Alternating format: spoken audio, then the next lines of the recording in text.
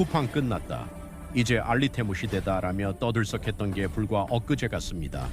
2024년 봄 중국 자본 10조 원이 한국 시장을 향해 일제히 발사됐고 업계는 항복을 준비했습니다.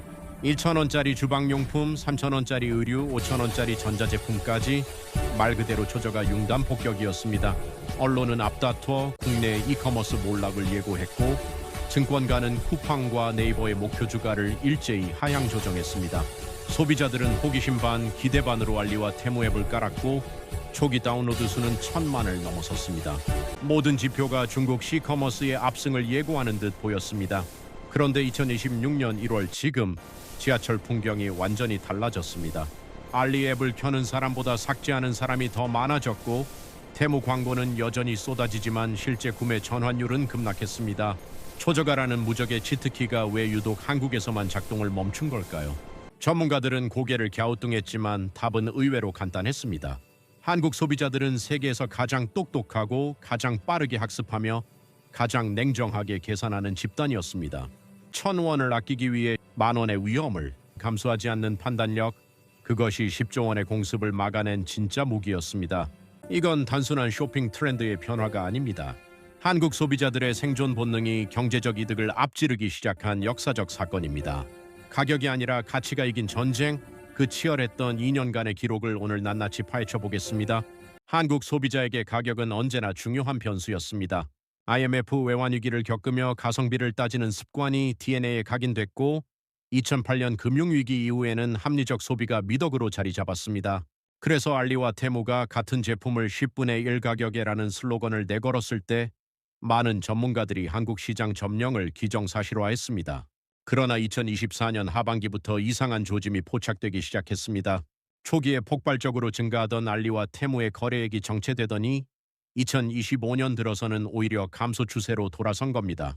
업계 관계자들은 고개를 갸우뚱했지만 소비자들의 장바구니를 들여다본 순간 답이 보였습니다. 한국인들은 1,000원짜리 주방용품을 사면서도 네이버 쇼핑과 다나와에서 수십 개의 리뷰를 비교하고 유튜브에서 개봉기 영상을 찾아보는 민족입니다.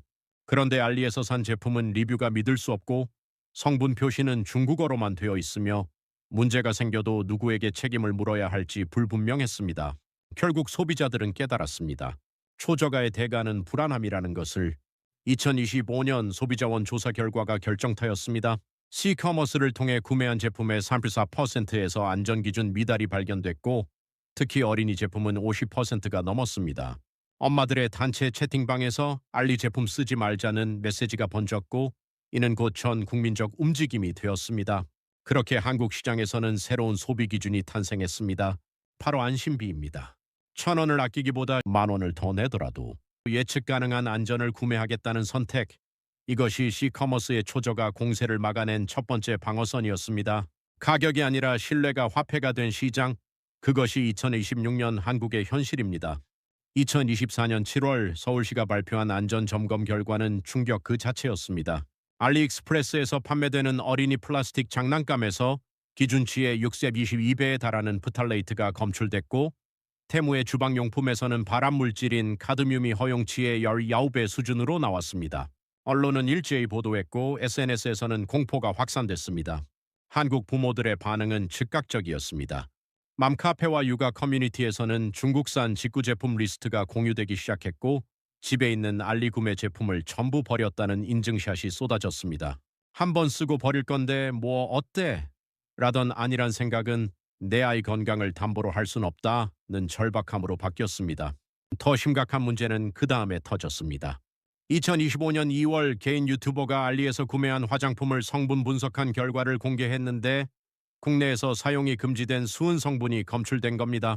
해당 영상은 3일 만에 조회수 500만을 돌파했고 식약처는 긴급 전수조사에 나섰습니다. 조사 결과 시커머스를 통해 유통되는 화장품의 23%가 안전 기준을 위반하고 있었습니다. 한국 사회는 특유의 가족 중심적 소비 패턴을 가지고 있습니다. 자신을 위해서는 아끼지만 자녀와 부모를 위해서는 아낌없이 지갑을 여는 문화. 이것이 시커머스에게는 치명적인 약점이 되었습니다. 1,000원 싼 장난감보다 안전이 검증된 10,000원짜리 국산 제품을 선택하는 것이 당연해졌고 이는 곧 구매 패턴의 급격한 변화로 이어졌습니다. 2025년 하반기 한국소비자원이 발표한 설문조사는 이러한 변화를 수치로 증명했습니다. C커머스 이용자의 68%가 안전성 우려로 구매를 줄였다고 답했고, 특히 30대 여성의 경우 82%가 더 이상 이용하지 않는다고 응답했습니다. 독성 물질 쇼크는 단순한 해프닝이 아니라 소비 지형을 바꾼 결정적 사건이었습니다. 2025년 4월 개인정보보호위원회가 알리익스프레스에 43억 원의 과징금을 부과했습니다. 이유는 명확했습니다. 한국 소비자 127만 명의 개인정보가 중국 본사 서버로 무단 전송됐고, 이 중 일부는 제3자에게 판매된 정황까지 포착됐습니다. 업계는 술렁였지만 소비자들의 분노는 그보다 훨씬 뜨거웠습니다. 한국인은 세계에서 가장 보이스피싱과 스팸에 민감한 민족입니다. 하루에도 수십 통씩 걸려오는 대출 광고 전화에 시달리고 카톡으로 날아오는 피싱 메시지에 경계심을 늦추지 않습니다. 그런데 알리에서 물건 하나 샀을 뿐인데 다음 날부터 중국 번호로 스팸이 쏟아지기 시작했다는 제보가 SNS에 올라왔습니다. 더 심각한 사례도 있었습니다. 테무에서 의류를 구매한 30대 직장인은 일주일 뒤 자신의 명의로 중국 사이트에 가입됐다는 알림을 받았고, 신용카드 정보가 유출돼 해외 결제가 시도된 사실을 뒤늦게 발견했습니다. 그는 곧바로 카드를 정지시켰지만 이미 47만 원이 빠져나간 뒤였습니다. 이 사건은 뉴스로 보도됐고 커뮤니티에서는 나도 당했다는 댓글이 수백 개씩 달렸습니다. 문제는 피해 구제의 어려움이었습니다. C커머스 고객센터는 중국어와 어설픈 한국어 자동 응답뿐이었고, 실제 상담원과 연결되기까지 평균 47분이 걸렸습니다. 설령 연결되더라도 확인 중이라는 답변만 반복될 뿐 실질적인 해결은 요원했습니다. 소비자들은 결국 깨달았습니다. 몇천 원 아끼려다 몇십만 원을 잃을 수 있다는 것을. 반면 국내 플랫폼들은 이 기회를 놓치지 않았습니다. 네이버 쇼핑은 국내 서버 보관, 개인정보 암호화를 전면에 내세웠고, 쿠팡은 금융보안 1등급 인증을 대대적으로 홍보했습니다. 소비자들은 자연스럽게 발길을 돌렸고 2025년 하반기 네이버 쇼핑 거래액은 전년 대비 28% 증가했습니다. 개인정보 보호가 곧 경쟁력이 되는 시대가 온 겁니다. 한국인의 빨리빨리 문화는 이커머스 시장을 완전히 재편했습니다. 2010년 쿠팡이 로켓 배송을 시작했을 때만 해도 다음날 배송은 혁신이었지만 2026년 현재는 최소 기준이 되었습니다.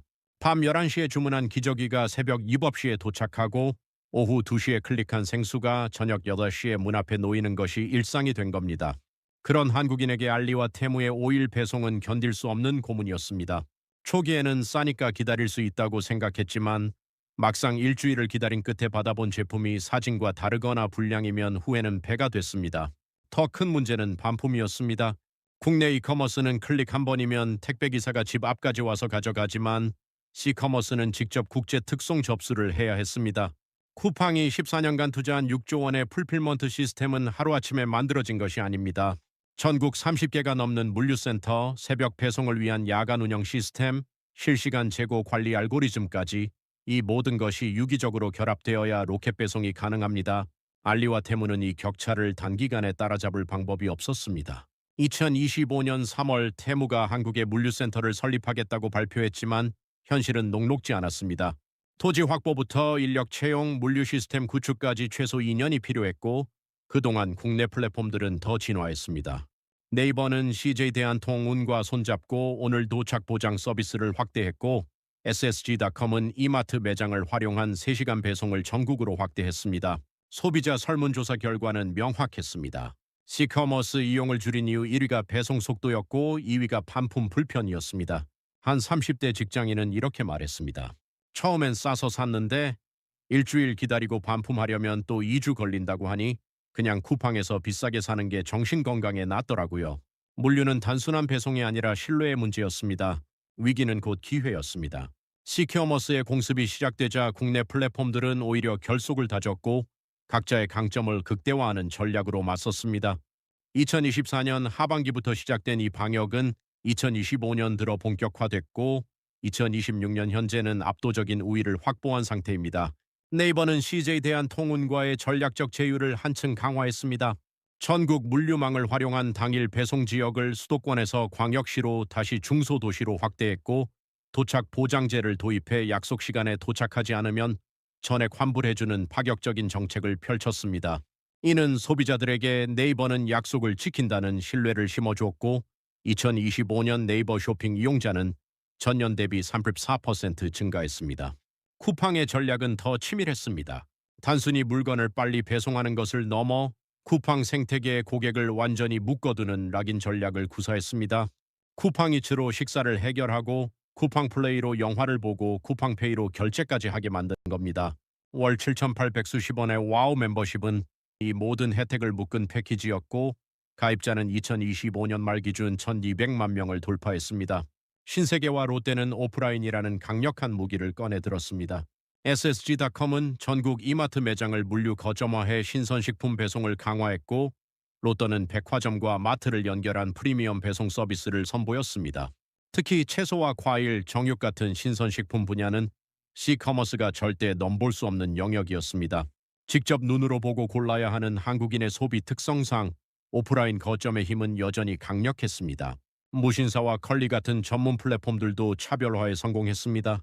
무신사는 정품 보장과 무료 반품을 무기로 2030 세대를 사로잡았고 컬리는 샛별 배송의 신뢰도를 높여 프리미엄 고객층을 확보했습니다.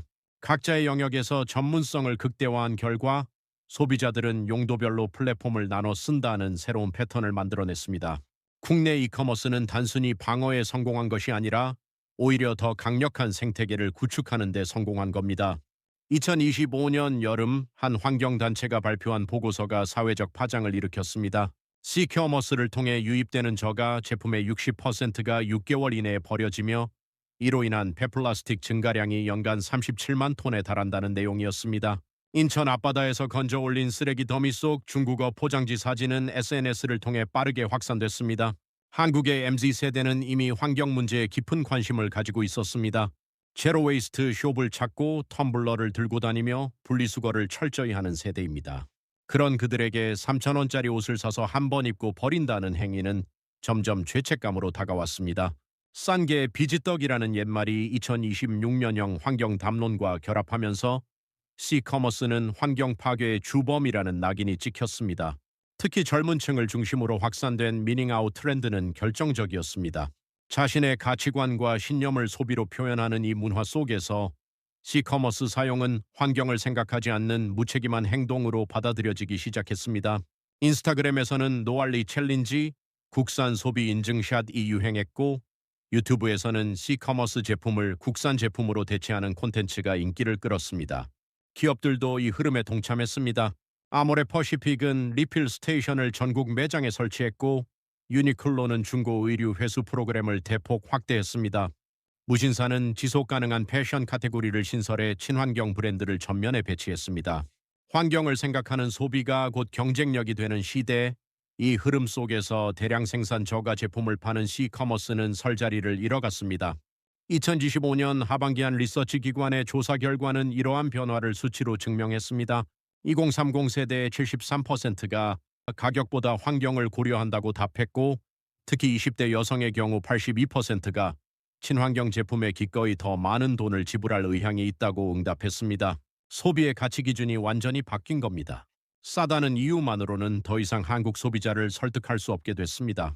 2024년 가을 경기도 시흥의 한 플라스틱 용기 제조업체가 문을 닫았습니다. 40년 역사의 이 회사는 연매출 150억 원 규모였지만 알리와 테무에서 쏟아지는 중국산 직구 제품을 이기지 못했습니다. 같은 용기가 국내에서는 5,000원인데 알리에서는 1,000원에 팔렸고 소비자들은 당연히 싼 쪽을 택했습니다. 이 회사의 폐업으로 37명의 근로자가 일자리를 잃었습니다. 비슷한 일은 전국에서 벌어졌습니다. 인천의 주방용품 제조사, 부천의 의류 봉제 공장, 안산의 생활용품 업체들이 줄줄이 문을 닫았습니다.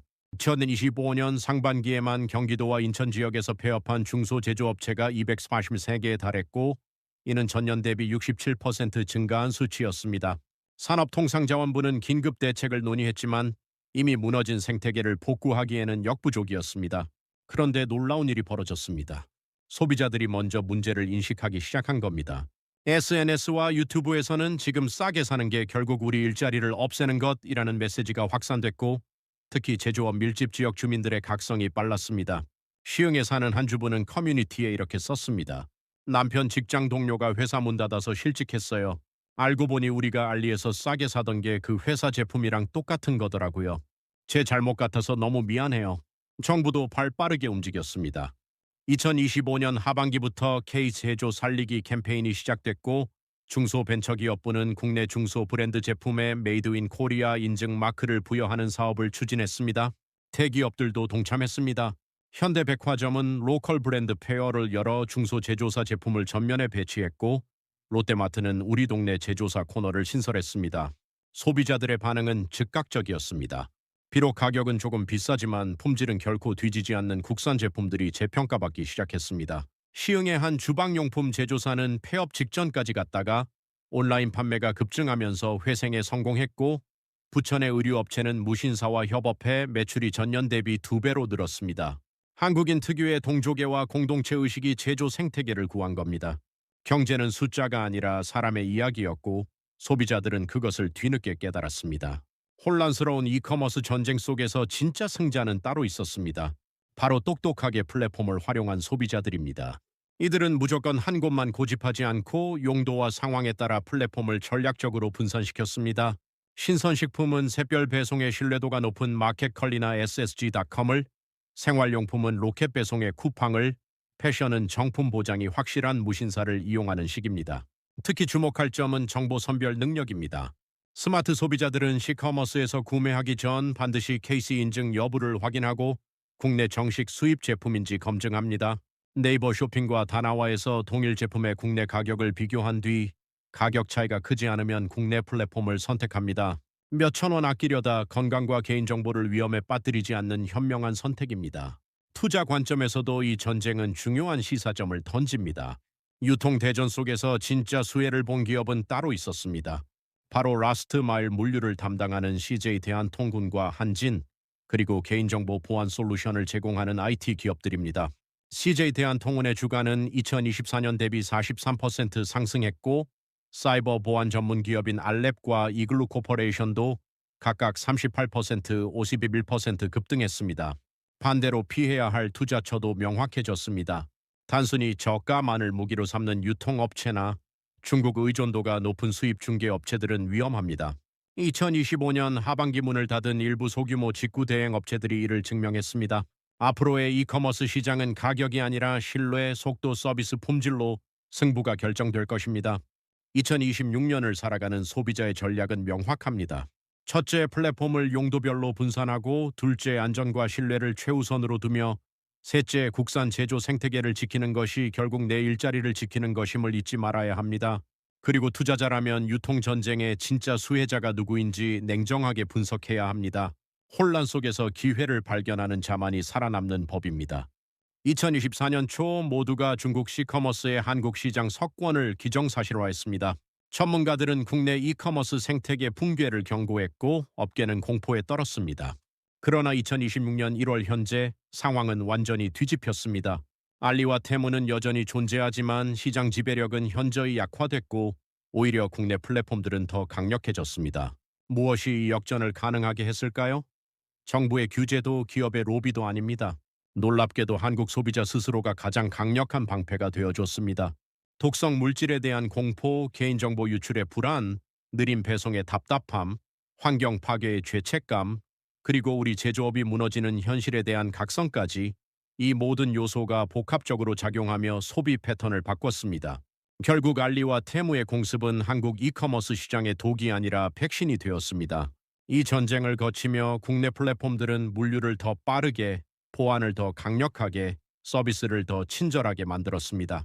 소비자들은 가격 뒤에 숨은 진짜 비용을 보는 눈을 갖게 됐고 기업들은 신뢰가 곧 자산임을 깨달았습니다. 시장은 더 성숙해졌고 생태계는 더 건강해졌습니다. 세상에 공짜는 없습니다. 너무 저렴한 가격표 뒤에는 항상 우리가 지불해야 할 숨겨진 비용이 있습니다. 건강, 개인정보, 시간, 환경, 그리고 우리 이웃의 일자리까지 우리는 2년간의 실험을 통해 이 교훈을 뼈저리게 배웠습니다. 이제 한국 소비자는 세계에서 가장 똑똑하고 까다로운 시장을 만들었고 그 기준은 앞으로 더 높아질 것입니다. 여러분은 최근 온라인 쇼핑에서 가장 현명한 선택을 했다고 생각하는 경험이 무엇인가요? 댓글로 여러분의 이야기를 들려주세요.